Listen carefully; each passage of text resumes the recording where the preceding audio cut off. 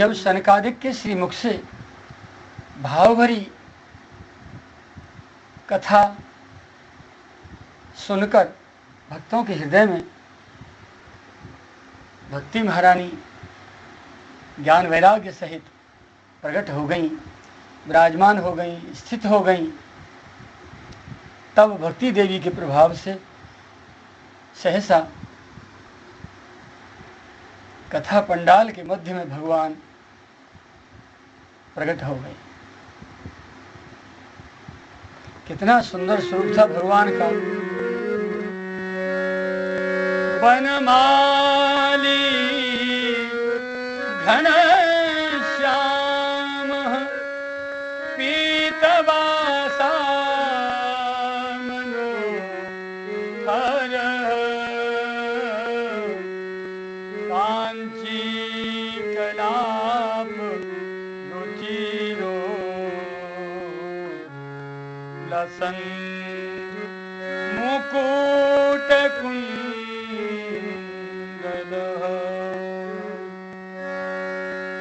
त्रिभंग ललितस चारु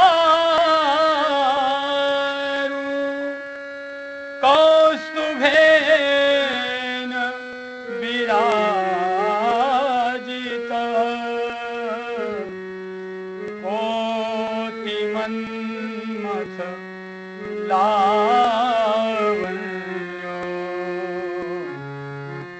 हरिचंदन चर्चित।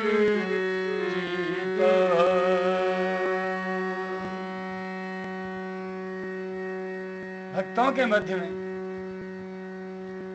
कथा पांडाल में प्रकट हुए भगवान की श्री रूप माधुरी का अब श्री वेदव्यास जी वर्णन करते हैं।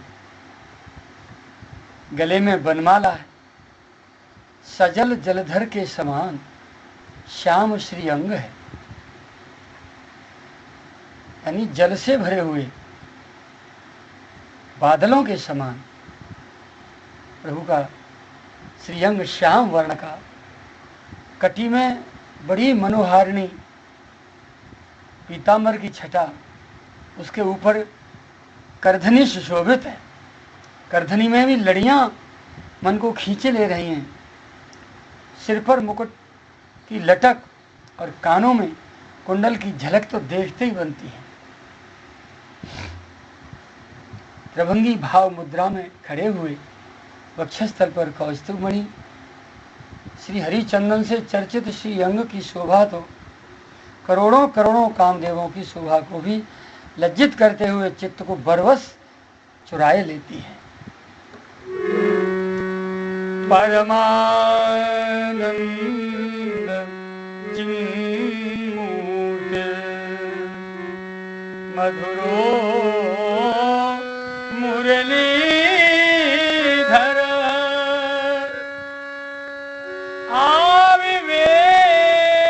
आविवेशस स्वभक्तानां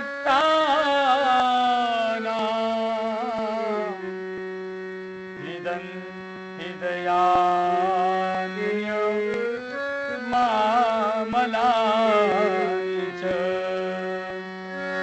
आविवेशस स्वभक्तानां हृदयान्य मलानि च। वे प्रभु परमानंद चिन्मूर्ति मधुराति मधुर मुरलीधर ऐसी अनुपम छवि से अपने भक्तों के निर्मल चित्त में विराजमान हुए। वैकुंठवासिनो ये च वैष्णवा उद्धवादयः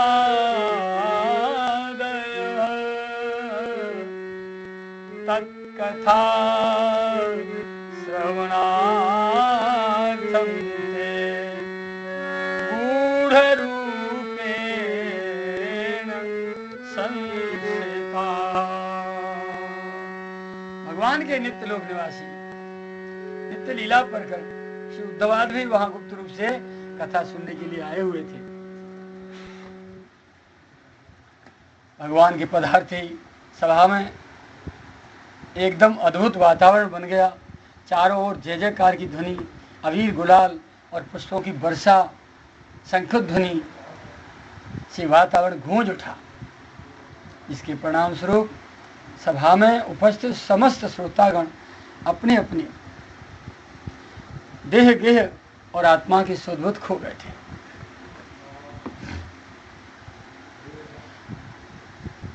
समस्त श्रोतागण, समस्त भक्तों की ऐसी तन्मयता देखकर श्री नारद जी ने सनकादिक से कहा, मुनीश्वरों, इस सप्ताह श्रवण की तो बड़ी ही अलौकिक महिमा देखने में आ रही।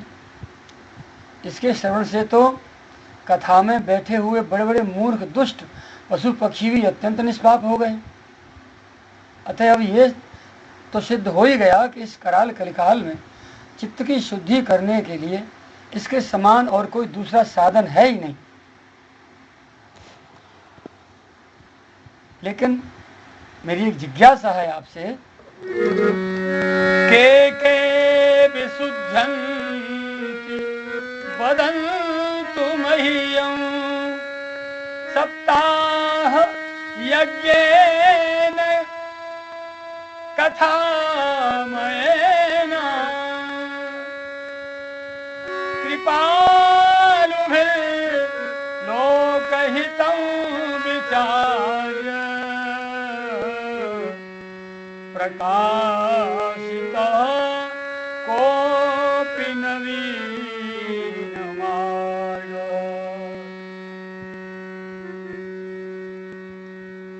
हे मुनिवरों, आपने निस्संदेह संसार के कल्याण का यह एक नया निराला मार्ग तो निकाला ही है, पर साथ ही अब ये और भी बताने कृपा कीजिए कि इस सप्ताह श्रवण की विधि से कौन कौन पवित्र हो सकता है, कैसा कैसा अपराधी इससे मुक्ति पा सकता है और कौन सा अपराधी इससे निष्पाप नहीं हो सकता। श्लोक 11 से 14 तक सनकादिक ने सभी प्रकार के पतितों के नाम गिनाकर इसका उत्तर दिया है।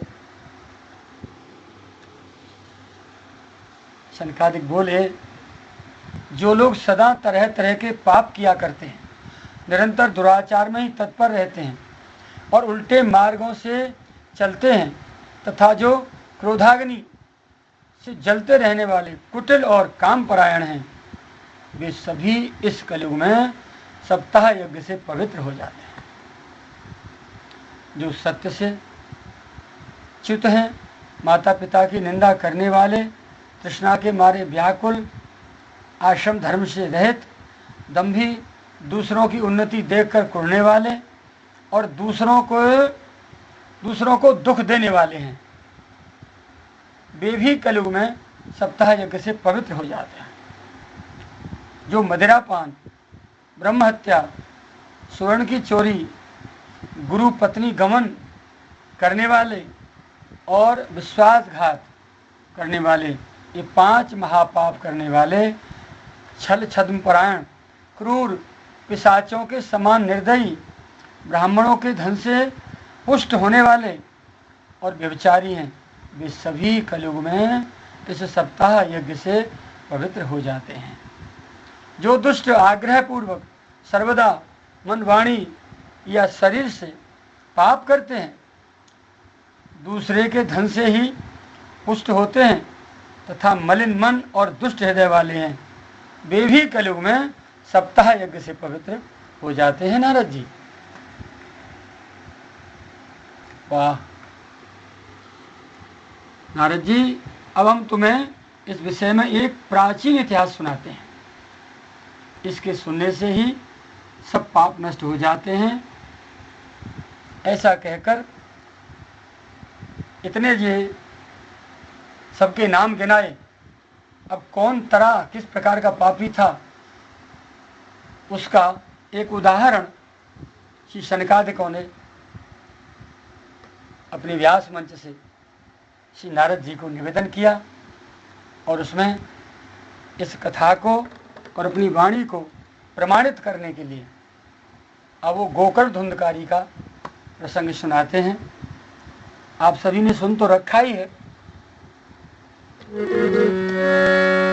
तुंगभद्रा तटे पूर्व मभूत्पत्तन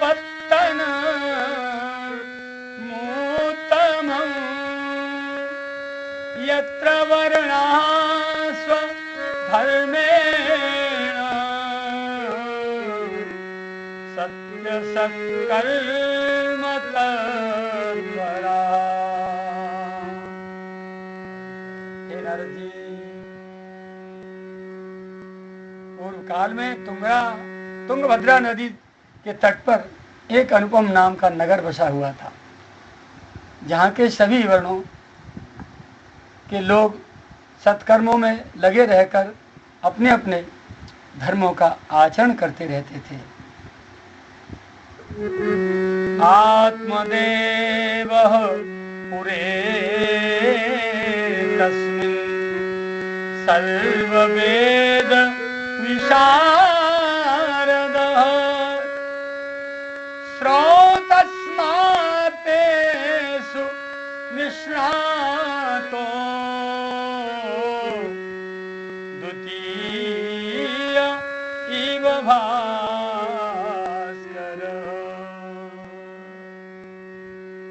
उसी नगर में समस्त वेदों का विशेषज्ञ और श्रोत स्मार्त कर्मों में निपुण एक आत्मदेव नाम का ब्राह्मण रहता था, जो साक्षात दूसरे सूर्य के समान तेजस्वी था।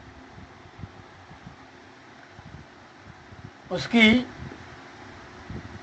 धुंधली नाम की पत्नी थी, जो स्वभाव से बड़ी दुष्ट और क्रूर थी, लेकिन धनी होने पर भी वो ब्राह्मण भिक्षाजीवी था। पत्नी धुंधली कुलीन और सुंदर होने पर भी उसका स्वभाव बहुत कुटिल था। वो अपने कृपण, झगड़ालू और क्रूर स्वभाववश कुछ न कुछ बकबक करती रहती थी। उसे परिचर्चा करने में बड़ा ही सुख मिलता था, परंतु गृह कार्यों में बहुत निपुण थी।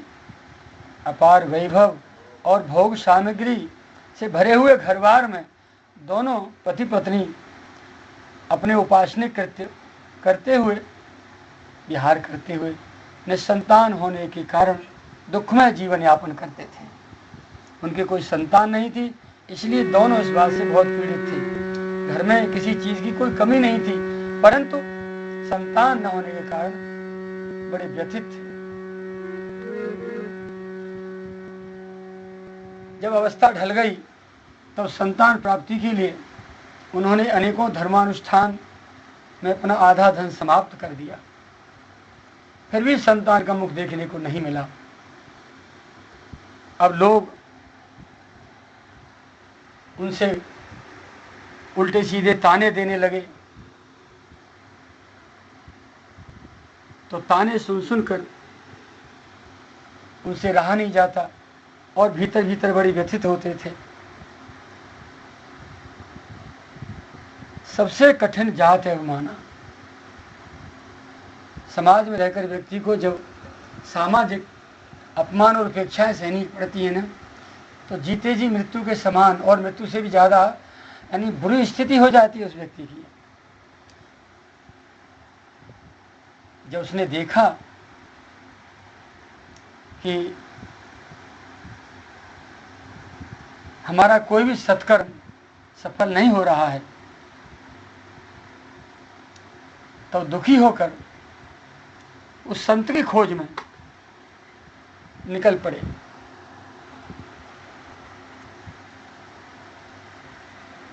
यह एक बहुत मर्म की बात है।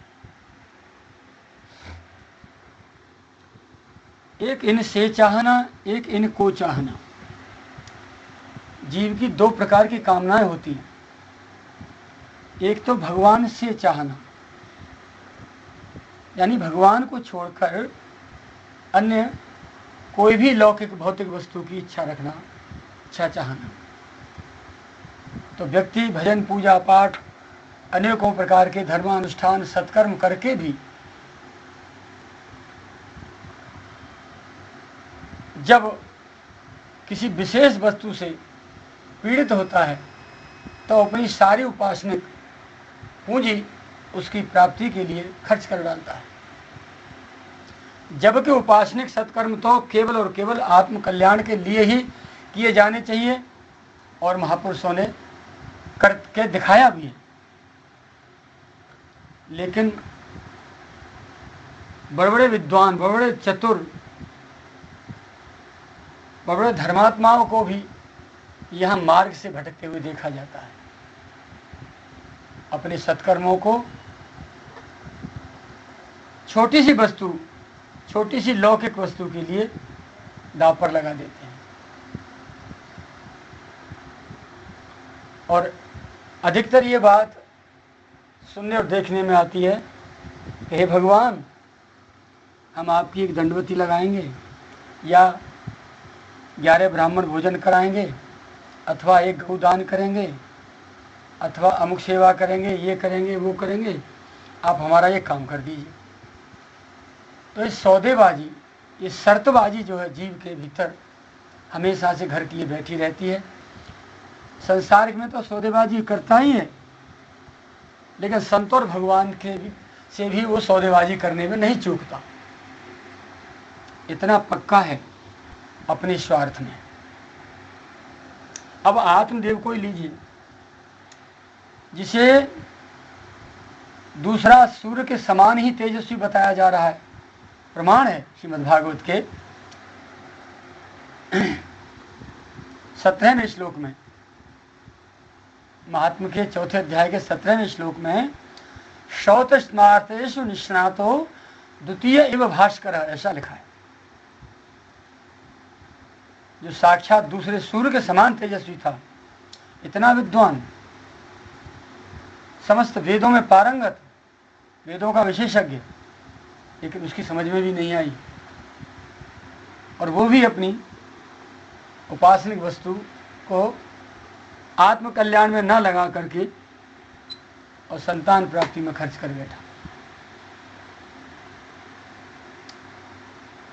संतों की खोज तो तब करनी चाहिए जब चित्त पूरी तरह सांसारिक भौतिक पदार्थों के सुख दुखों से ऊब गया हो। जब तक चित्त में भौतिक लौकिक वस्तुएं महत्व लिए बैठी हैं, प्रधान स्थान लिए बैठी हैं, तब तक हमें आत्म शांति प्राप्त नहीं हो सकती, भले ही कितने भी बड़े से बड़े हम साधना सत्कर्म क्यों न कर डालें।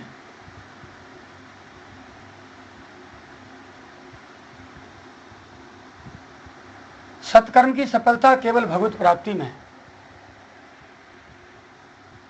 और दुष्कर्म से पिछाई छुड़ाने में है।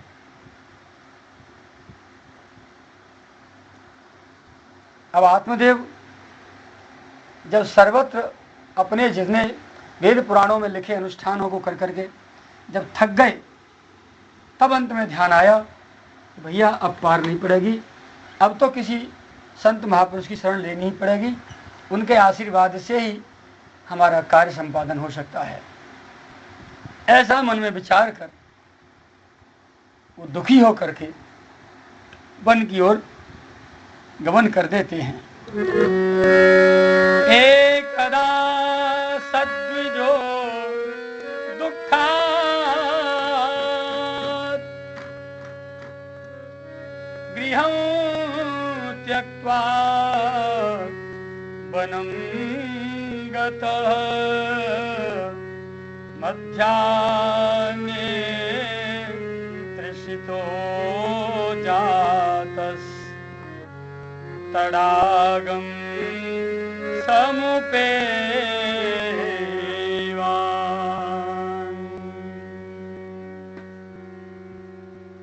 इसलिए एक दिन आत्मदेव बहुत दुखी होकर घर से निकलकर वन को चले गए। दोपहर का समय था, बड़ी जोर से प्यास लगी थी। चलते चलते एक तालाब दिखाई दिया, उसके किनारे जल पीकर थके हुए बैठ गए। 2 घड़ी बीतने पर क्या देखा कि एक महापुरुष सन्यासी बाबा उस सरोवर के किनारे आ जाते हैं। उन्हें देखकर जब संत ने जल पी लिया, जलपान करके उनके समीप वृक्ष की छाया में आके बैठ गए, तब थकान दूर होने के बाद 2 घड़ी बाद आत्मदेव ने बाबा के चरण पकड़ लिए और चरण पकड़कर रोने लगे। कथम रोदिसी विप्रत्वं काते चिंता बलीयसी वदत्वं सत्वरं मह्यं स्वस्य दुःखस्य कारणम्।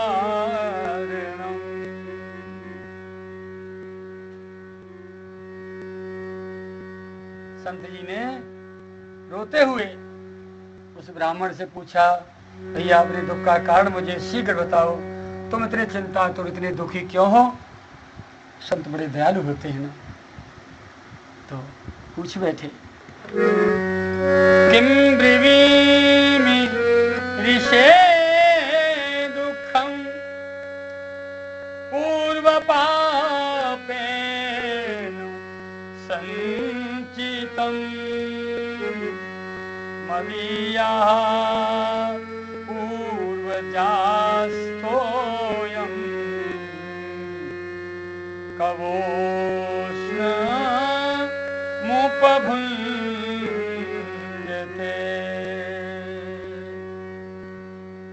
हे महाराज, मैं अपने पूर्व जन्म के पापों से संचित दुख का क्या वर्णन करूं।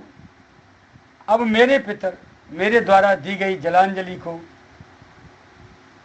अपनी चिंताजनित श्वासों से कुछ गर्म करके ही पीते हैं। अर्थात मेरे पितर मुझे निसंतान देखकर बहुत दुखी हो रहे हैं। मैं तो दुखी हुई हूं, पर पितर लोक में मेरे पितर भी, मेरे पितृश्वर भी बहुत दुखी हैं। भगवान, मैं तो यहाँ संतान के दुख से दुखी होकर प्राण त्यागने आया हूं, क्योंकि संतानहीन जीवन, गृह, धन और उस कुल को भी धिक्कार है।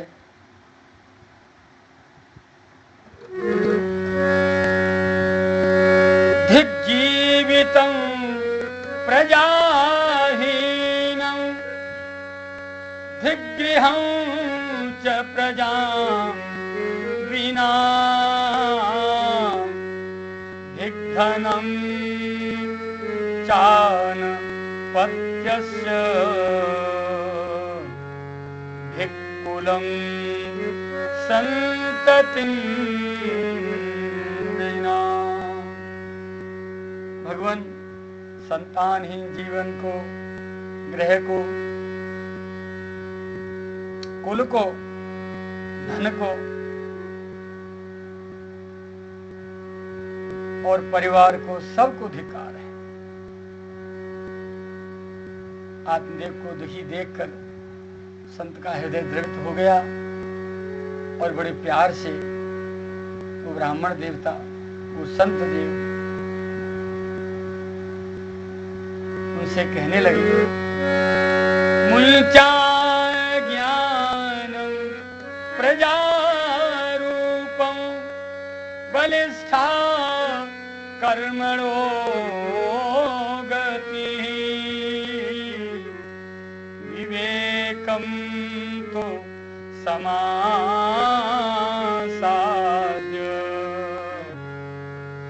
त्यज संसार वासना। अरे ब्राह्मण देवता, विवेक का आश्रय लेकर इस मोह ममता का त्याग कर दो। देखो, तुम्हारे भाग्य में 7 जन्म तक, इस एक जन्म की तो चले क्या, 7 जन्म तक संतान का कोई योग नहीं है। और जरा विचारो, संतान पाकर कौन सुखी होता है? बड़ी विडंबना है। कोई संतान के बिना दुखी है और कोई संतान से दुखी है। क्या तुम भूल गए? संतान के कारण राजा सगर और अंग की कैसी दुर्दशा हुई। उनके इतिहास को याद करके अब तुम संन्यास लो और वन में आई गए हो, संसार छोड़ छाड़ के। यहाँ प्रेम से भजन साधन योग धारणा करो और परमात्मा की भक्ति करके हमेशा के लिए सुखी हो जाओ। संत जी की बात सुनकर उत्तर में वो आत्मदेव कहने लगे, हे बाबा जी, विवेक से मेरा क्या हित होगा? मैं तो बलपूर्वक संतान चाहता हूं, बलपूर्वक संतान दीजिए, अन्यथा तो मैं आपके सामने ही यहाँ प्राण त्याग दूंगा। आत्मदेव की बात सुनकर संत जी ने कहा, हे ब्राह्मण देवता, विधाता के लेख को मिटाने का हठ करने से राजा चित्रकेतु को बड़ा कष्ट उठाना पड़ा था। और जब तुम्हारे भाग्य में संतान है ही नहीं, तो मैं आपको एक बात बताऊं, परमात्मा जिसके उद्योग को कुचल देता है ना, उस पुरुष के समान तुम्हें भी पुत्र से कोई सुख नहीं मिल सकेगा। तुमने भी ऐसा ही हट पकड़ रखा है। ऐसी दशा में मैं तुमसे क्या कहूं?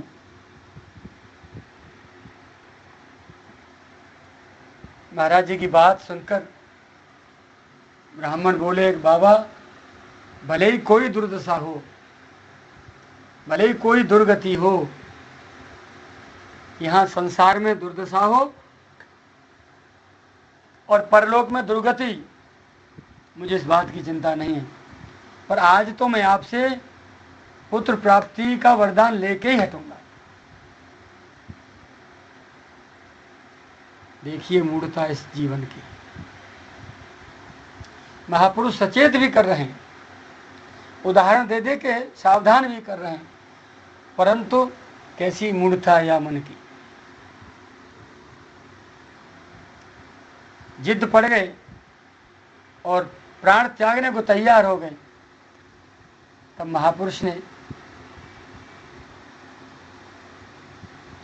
उन्हें एक फल देकर कहा कि इसे अपनी पत्नी को खिला देना, इससे उसके एक पुत्र हो जाएगा। परंतु कुछ नियम हैं इसके प्रति, उस विधान का पूरी पालन करना पड़ेगा। तुम्हारी पत्नी को 1 वर्ष तक सत्य, शौच, दया, दान, दिन में 1 बार ही अन्न ग्रहण करना। यदि वो ऐसा करेगी तो बालक बहुत ही शुद्ध स्वभाव का होगा, अन्यथा तो बस तमाशा देखते ही बनेगा। बाबा जी का आशीर्वाद पाकर ब्राह्मण देवता चरणों में प्रणाम करके इधर चले आते हैं। श्लोक 43 से 50 तक में सन्यासी बाबा उधर गमन कर जाते हैं अपने गंतव्य को, और आत्मदेव ने घर आकर वो फल अपनी पत्नी को देकर और संत द्वारा दिए हुए नियम समझाकर कहीं अपने गृह कार्य से बाहर चले जाते हैं। पीछे से वो कुटिला स्त्री गर्भ की बात को लेकर मन में बड़ी बड़ी खोटी कल्पनाएं करती हुई फल ना खाने का निर्णय ले लेती है। इधर आत्मदेव ने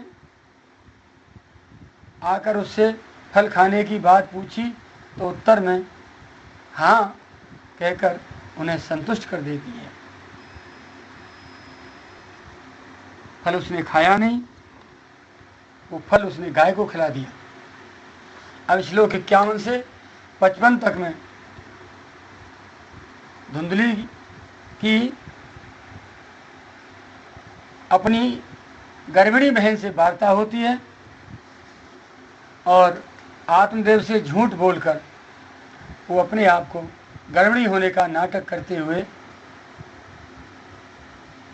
घर में रहने लग जाती है। कह देती है कि मेरे गर्भ रुक गया है, बड़ी खुशी की बात है। धुंधली की बहन के घर में बालक था, बहन के पास वो जाती है और अपना सारा वृत्तांत बता देती है और कहती है कि मैं भाई गर्भ धारण नहीं कर सकती और गर्भ की पीड़ा को सहन नहीं कर सकती, इसलिए मुझे कोई उपाय बताओ। बहन ने कहा मेरे पुत्र है, मेरे पति लोभी हैं, तू कुछ, मेरे घर में बालक है और मेरे पति थोड़े लालची लोभी स्वभाव के हैं, तेरे पास धन की कमी नहीं है, तो उनको कुछ धन दे देना और बालक मैं तुझे दे दूंगी। तो बोले जो फल दिया है उन्होंने पतिदेव ने, उसका क्या होगा? बोले वो तो तेरे गाय को खिला ही दिया, अब तू अपने आप को गर्भिणी होने का नाटक कर, पेट में भीतर कपड़ा लगा के और ऐसा दिखा कि हाँ गर्भ बढ़ रहा है समय समय पे धीरे धीरे, और जिस दिन बच्चा हो जाएगा उस दिन मैं तुझे दे दूंगी, तो चुपचाप उस बच्चे को लेकर अपना कार्य संपादन कर लेना। इस प्रकार उसकी बहन ने धुंधली को समझा दिया। धुंधली की बात समझ में आ गई। अब श्लोक 56 से 61 में बहन के पुत्र होता है, उसे जीजा द्वारा चुपचाप लाकर धुंधली को दे देती है।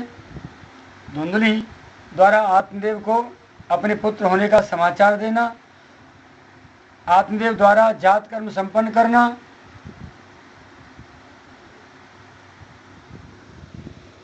धुंधली का अपने स्तनों में दूध न उतरने की बात कहकर अपनी बहन से, बहन के पुत्र मरने की बात कहकर उसे अपने पुत्र को नित्य दूध पिलाने के लिए अपने घर पर रखने की बात कहती है। पति राजी हो जाते हैं और जब नामकरण का नंबर आता है जात कर्म का, तो आत्मदेव बड़ी प्रसन्नतापूर्वक अपने पुत्र का नामकरण जात कर्म संस्कार संपन्न करते हैं। जब नाम रखने की बारी आई तो पत्नी धुंधली बोली कि मैंने कष्ट पीड़ा सही है, आप तो फल देकर चुप अपना एक तरफ हो गए, गर्भ की पीड़ा मैंने सहन की है, इसलिए इस पुत्र का नाम अब मैं ही रखूंगी। मेरा नाम धुंधली है, इसका नाम धुंधकारी होगा।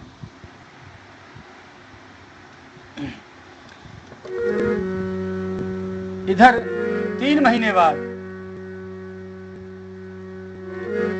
त्रिमासे निर्गते चाथ साधा धेनु सुसुवेर्भकम्। त्रिमासे निर्गते चाथ साधेनु सुसुवेर्भकम्। सर्वांग सुंदरम दिव्यम निर्मलम कनकप्रभम।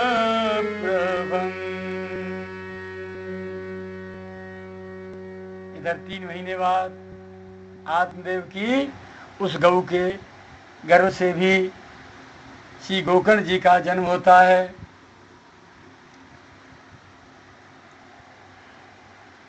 गोकर्ण जी का शरीर तो मानव का था और कान गाय के बछड़े जैसे थे, इसलिए गोकर्ण नाम रखा गया।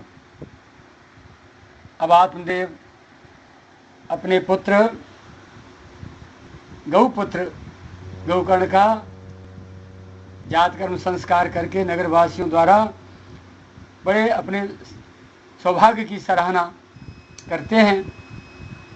समय अनुसार बड़े होने पर गोकर्ण जी बड़े पंडित और ज्ञानी हुए। इधर धुंधकारी बहुत बड़ा दुष्ट हो जाता है।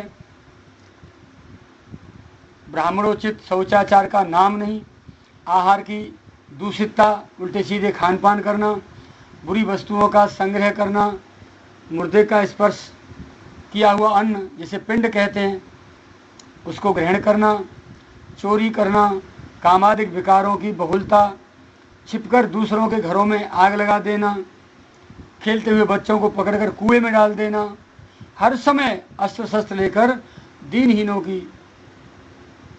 को सताते हुए चांडालों से मित्रता और कुत्तों की टोली लेकर शिकार की टोह में घूमते रहना। वेश्यागमन में सारी संपत्ति धीरे धीरे उसने नष्ट कर डाली। माता पिता को मार पीट कर बर्तन भाड़े भी बेच डाले।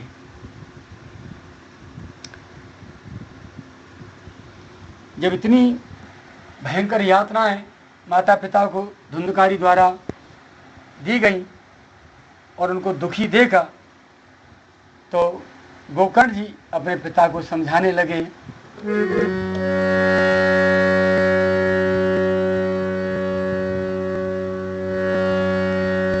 असारः खलु संसारो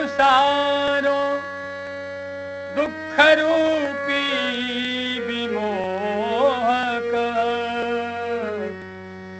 सुतः कस्य धनं कस्य स्नेहवान् ज्वलते निशम्। हे पिताजी, ये दुखमय संसार असार है, मोह की फांसी है। यहाँ कौन किसका पुत्र और कौन किसका धन पिता, ये सब झूठा संसार है, झूठा झगड़ा है। आप क्यों झूठी मोह आसक्ति में फंसे हुए हैं? यहाँ सुख ना तो इंद्र को है, ना चक्रवर्ती राजा को ही है। यदि सुख है तो केवल और केवल विरक्त मुनियों को है, संतों को है, भक्तों को है। इसलिए देहे स्थिमांस रुधिरे हिमतिं त्यजत्वं जाया सुतादिषु सदा ममतां विमुञ्च पश्यानिशं जगदिदं क्षणभङ्गनिष्ठम्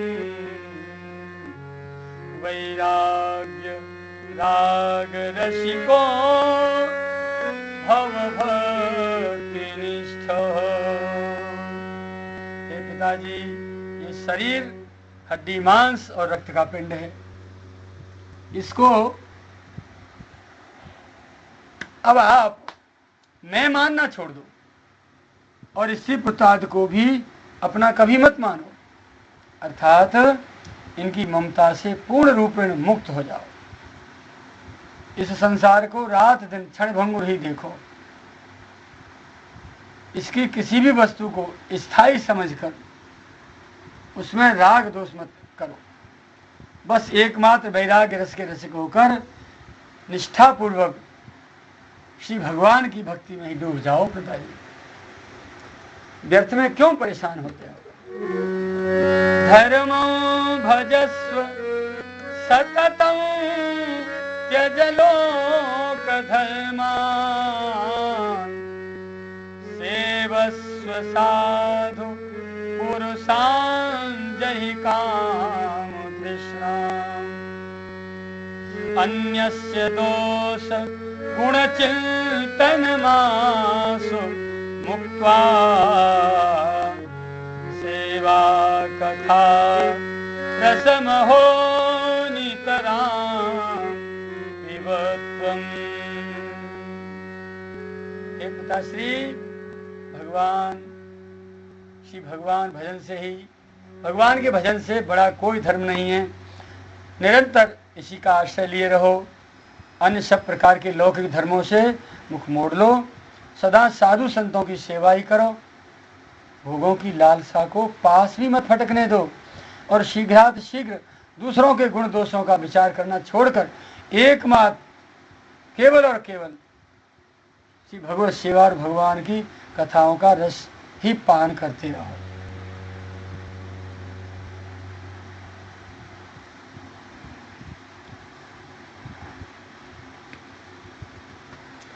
अपने पुत्र गोकर्ण की बात सुनकर आत्मदेव विद्वान तो थे ही, उनकी समझ में आ जाता है, आत्मज्ञान की प्राप्ति हो जाती है। और वो गृह त्याग कर वन में चले जाते हैं।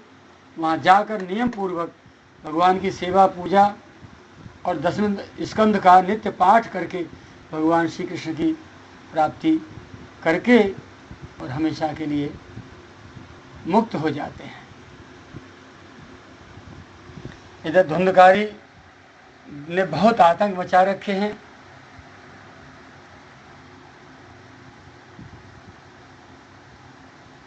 पिता के वन गमन के उपरांत और माता की मृत्यु के उपरांत, माता को पिता के जाने के बाद धुंधकारी ने माता को बहुत बुरी तरह से मार कूट करके जलती लकड़ियों से माता को मारा, बुरी तरह से पीटा, प्रताड़ित किया।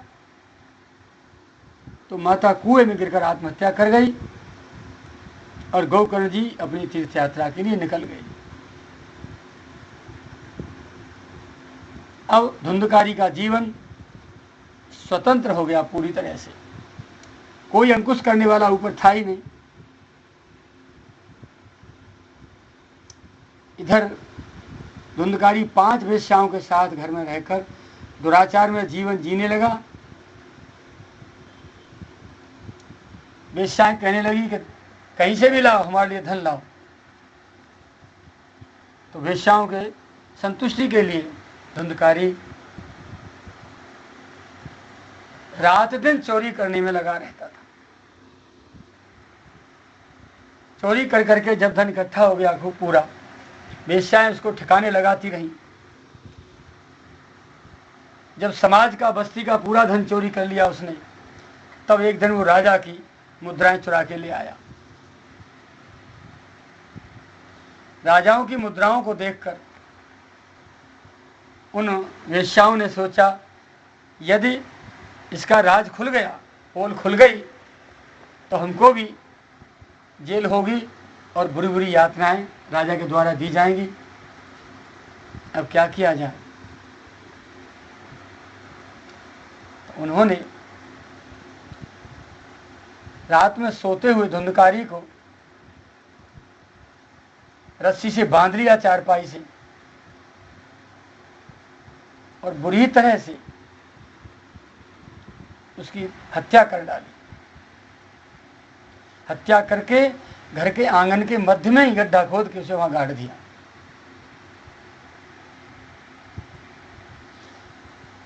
जब स्त्रियों ने ऐसा कुकृत्य किया तो वेद व्यास जी की लेखनी चलती है और क्या लिखते हैं?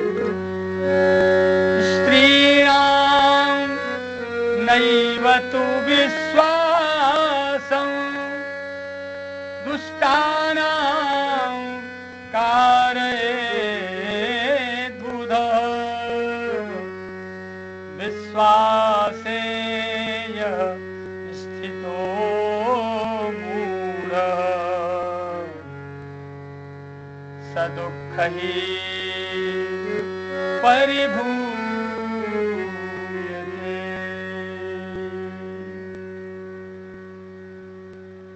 श्री व्यास जी महाराज लिखते हैं कि बुद्धिमान पुरुष को स्त्रियों का विश्वास नहीं करना चाहिए।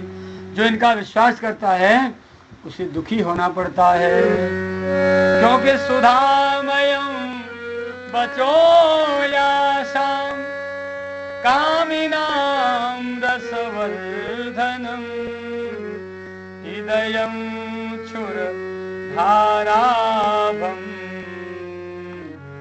प्रियः को नाम योषिता। क्योंकि इनकी बोली तो अमृत के समान कामियों के हृदय को काम रस के संचार करने वाली है, परंतु हृदय छुरे की धार के समान तीक्ष्ण होता है। भला इनको कौन प्यारा हो सकता है?